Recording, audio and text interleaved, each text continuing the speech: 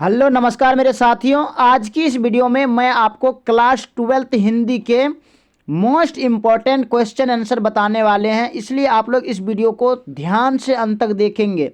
अगर आप इस वीडियो को ध्यान से अंत तक देख लेते हैं तो आपके बिहार बोर्ड एग्जाम में जितने भी क्वेश्चन पूछे जाएंगे आप उसको आसानी से लिख डालेंगे। इसीलिए आप इस वीडियो को ध्यान से अंत तक देखेंगे। और अगर आप हमारे YouTube चैनल पे नए आए हैं तो प्लीज़ सबसे पहले इसको सब्सक्राइब करेंगे, लाइक करेंगे और अपने दोस्तों को भी फास्ट में शेयर करेंगे। चलिए फास्ट में इसके सभी क्वेश्चन को सॉल्व करते हैं। तो प्रथम क्वेश्चन है कि अर्धनारीश्वर की कल्पना क्यों की गई। बहुत इंपॉर्टेंट क्वेश्चन है। देखिए सबसे पहले आपको क्वेश्चन समझिए, उसके बाद फिर इसके आंसर को याद करें। इसका आंसर लिखेंगे कि अर्धनारीश्वर शंकर और पार्वती का कल्पित रूप है। अर्धनारीश्वर के द्वारा स्त्री और पुरुष के गुण को एक कर यह बताया गया है कि नर नारी पूर्ण रूप से समान है एवं उसमें से एक के गुण दूसरे के दोष नहीं हो सकते, अर्थात नर में नारियों के गुण आए तो इससे उनकी मर्यादाहीन नहीं बल्कि उनकी पूर्णता में वृद्धि होती है। आज इसकी ज़रूरत इसलिए है कि पुरुष समाज वर्चस्ववादी है और उसने यह समझ रखा है कि पुरुष में स्त्रियोचित गुण आ जाने पर स्त्रीण हो जाता है। उसी प्रकार स्त्री समझती है कि पुरुष के गुण सीखने से उसके नारित्व में बट्टा लगता है। इस प्रकार पुरुष के गुणों के बीच एक प्रकार का विभाजन हो गया है तथा विभाजन की रेखा को लांघने में नर और नारी दोनों को भय लगता है। इसलिए अर्धनारीश्वर की जरूरत है। संसार में पुरुषों के समान ही स्त्रियां हैं। जिस प्रकार पुरुषों को सूर्य की धूप पर बराबर अधिकार है उसी तरह नारियों को भी यह अधिकार है। पुरुष ने नारी को षड्यंत्रों के जरिए उसे अपने अधीन रखा है। दिनकर इस पुरुष वर्ग एवं स्त्री वर्ग को समझाना चाहते हैं कि नारी नर पूर्ण रूप से समान है। पुरुष यदि नारियों के गुण अपना ले तो अनावश्यक विनाश से बच सकता है और नारी पुरुषों के गुण अपना ले तो भय से मुक्त हो सकती है। इसलिए अर्धनारीश्वर की कल्पना की गई है। देखिए हमने इसके क्वेश्चन को, इसके आंसर को भी बताया, हमने क्वेश्चन भी बताए और आंसर भी बताएं। अब आप कैसे याद करेंगे? आप कहेंगे कि सर जी इतने बड़े हैं हम इसको कैसे याद करेंगे, क्योंकि अगर लिखना चाहेंगे तो ये एक पेज में चला जाएगा। देखिए हमने इसका लॉन्ग में इसलिए बताएं क्योंकि इस क्वेश्चन को अगर आप जैसे ही जानेंगे समझिए आपके जो इस चैप्टर का निचोड़ है आपने जान गए। आपको लिखना क्या है, अगर शॉर्ट में पूछा जाए तो 40 से 50 वर्ड में लिखना है। तो इसमें से आपको 3-4 गो मेन पॉइंट याद कर लेना है और वो उसको जाकर के आसानी से लिख देंगे। और अगर आप इसको अच्छे ढंग से सुने रहेंगे, अगर लॉन्ग क्वेश्चन पूछ ले फिर तो उसको आप आसानी से ये सभी पॉइंट को आप अच्छे से बना करके लिखना है। बाकी आपको घबराना बिल्कुल भी नहीं है। आप एक बार नहीं 2 बार 3 बार करके इस वीडियो को आप अगर अच्छा से सुन लेते हैं ना तो समझिए आपका जितने भी क्वेश्चन है सब आप अच्छे से कंप्लीट कर लेंगे। इसलिए आप ध्यान से इसको देखेंगे। नेक्स्ट क्वेश्चन है कि प्रवृत्ति मार्ग और निवृत्ति मार्ग क्या है। तो प्रवृत्ति मार्ग यानी कि प्रवृत्ति मार्ग को गृहस्थ जीवन की स्वीकृति का मार्ग है। दिनकर जी के अनुसार गृहस्थ जीवन में नारियों की मर्यादा बढ़ती है। जो पुरुष गृहस्थ जीवन को अच्छा मानते हैं उसे प्रवृत्ति मार्ग माना जाता है। जो प्रवृत्ति मार्गी हुए उन्होंने नारियों को गले से लगाया। कहते हैं कि जो प्रवृत्ति मार्गी हुए उन्होंने नारियों को गले से लगाया, नारियों को सम्मान दिया। प्रवृत्ति मार्गी जीवन में आनंद चाहते थे और नारी आनंद की खान है। वह ममता की प्रतिमूर्ति है। वह दया, माया, सहिष्णु गुता एवं की भंडार है। आपको ये सारे पॉइंट नोट करना है। नेक्स्ट लिखेंगे निवृत्ति मार्ग क्या है। तो निवृत्ति मार्ग गृहस्थ जीवन को अस्वीकार करने वाला मार्ग है। गृहस्थ जीवन को अस्वीकार करना नारी को अस्वीकार करना है। निवृत्ति मार्ग से नारी की मान मर्यादा गिरती है। जो निवृत्ति मार्गी बने उन्होंने जीवन के साथ नारी को भी अलग ढकेल दिया, क्योंकि वह उनके किसी काम की चीज नहीं थी। उनका विचार था कि नारी मोक्ष प्राप्ति में बाधक है। यही कारण था कि प्राचीन विश्व में जब व्यक्तिक मुक्ति की खोज मनुष्य जीवन की सबसे बड़ी साधना मानी जाने लगी, तब झुंड के झुंड विवाहित लोग संन्यास लेने लगे और उनकी अभागिन पत्नियों के सिर पर जीवित वैधव्य का पहाड़ टूटने लगा। बुद्ध, महावीर, कबीर आदि संत महात्मा निवृत्ति मार्ग के समर्थक थे। नेक्स्ट क्वेश्चन है कि उसने कहा था कहानी का प्रारंभ कहाँ और किस रूप में होता है। नेक्स्ट क्वेश्चन है कि उसने कहा था कहानी का प्रारंभ कहाँ और किस रूप में होता है। इसका आंसर लिखेंगे कि उसने कहा था प्रथम विश्व युद्ध की पृष्ठभूमि में लिखी गई कहानी है। गुलेरी जी ने लहना सिंह और सूबेदारनी के माध्यम से मानवीय संबंधों का नया रूप प्रस्तुत किया है। लहना सिंह सूबेदारनी के अपने पति विश्वास से अभिभूत होता है, क्योंकि उस विश्वास की नींव में बचपन के संबंध हैं। सूबेदारनी का विश्वास ही लहना सिंह को उस महान त्याग की प्रेरणा देता है। फिर पैराग्राफ चेंज करके लिखेंगे कहानी एक और स्तर पर अपने को व्यक्त करती है। प्रथम विश्व युद्ध की पृष्ठभूमि पर यह एक अर्थ में युद्ध विरोधी कहानी भी है, क्योंकि लहना सिंह के बलिदान का उचित सम्मान किया जाना चाहिए था, परंतु उसका बलिदान व्यर्थ हो जाता है और लहना सिंह का करुण अंत युद्ध के सिद्ध में खड़ा हो जाता है। लहना सिंह का कोई सपना पूरा नहीं होता है। नेक्स्ट क्वेश्चन है रोज कहानी में मालती को देखकर लेखक ने क्या सोचा।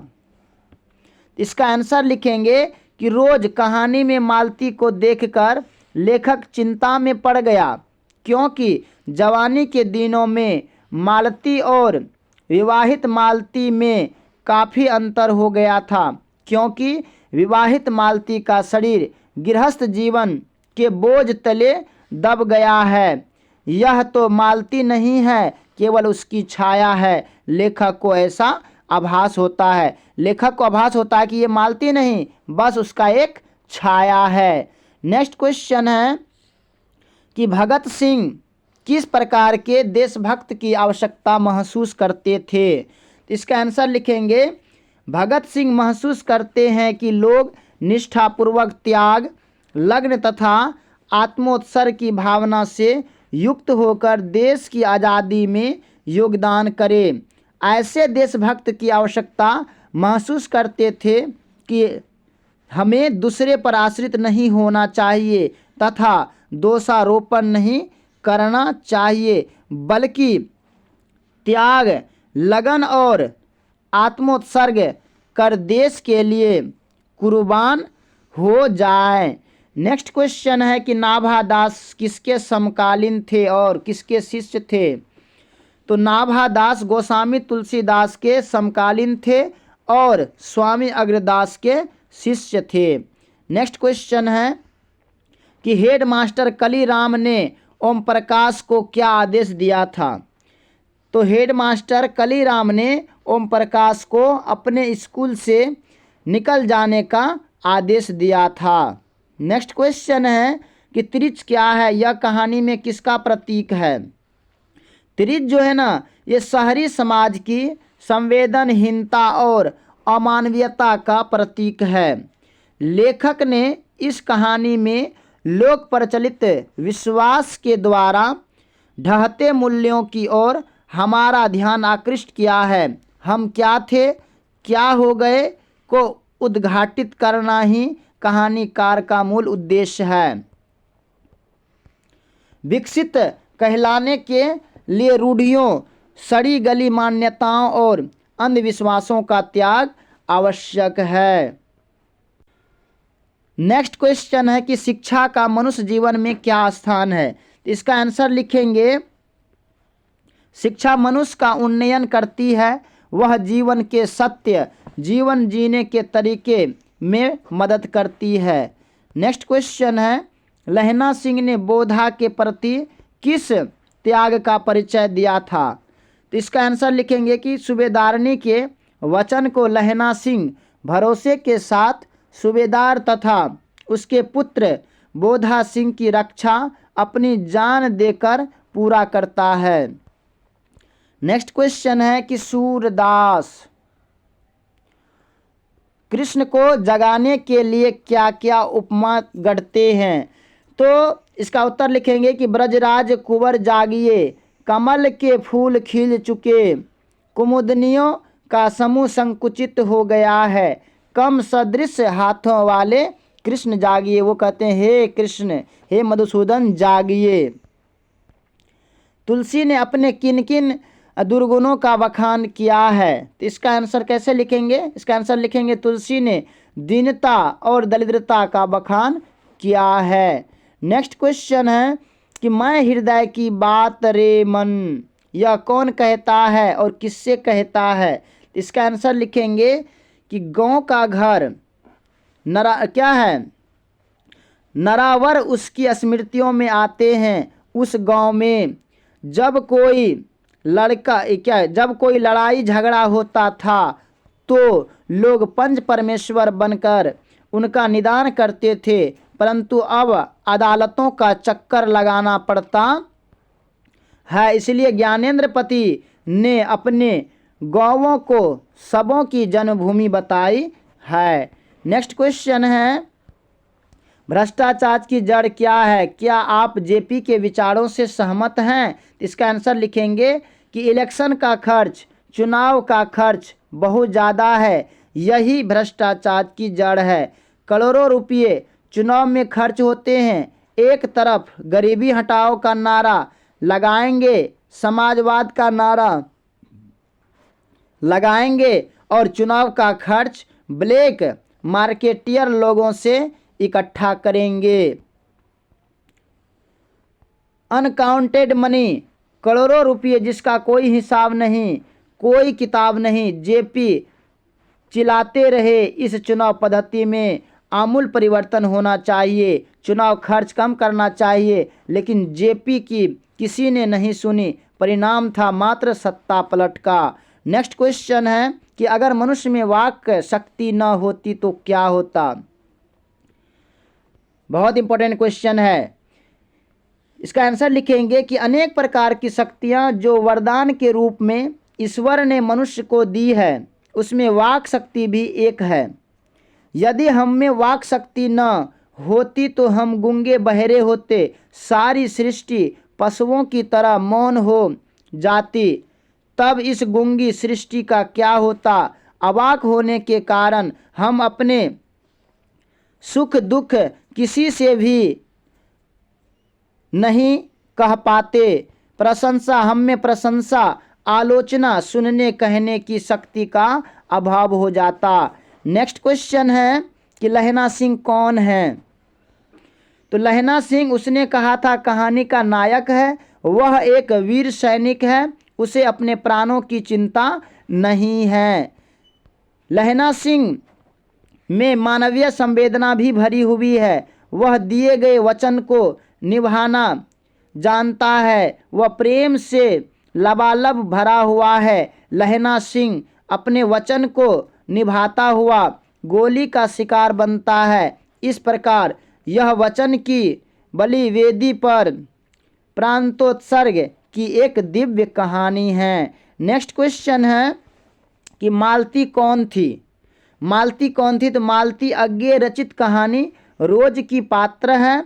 मालती और लेखक के बीच भाई बहन का संबंध है। मालती वस्तुतः लेखक के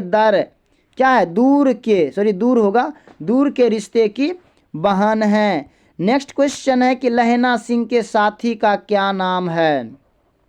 इसका आंसर लिखेंगे कि लहना सिंह के साथी का नाम वजीरा सिंह है।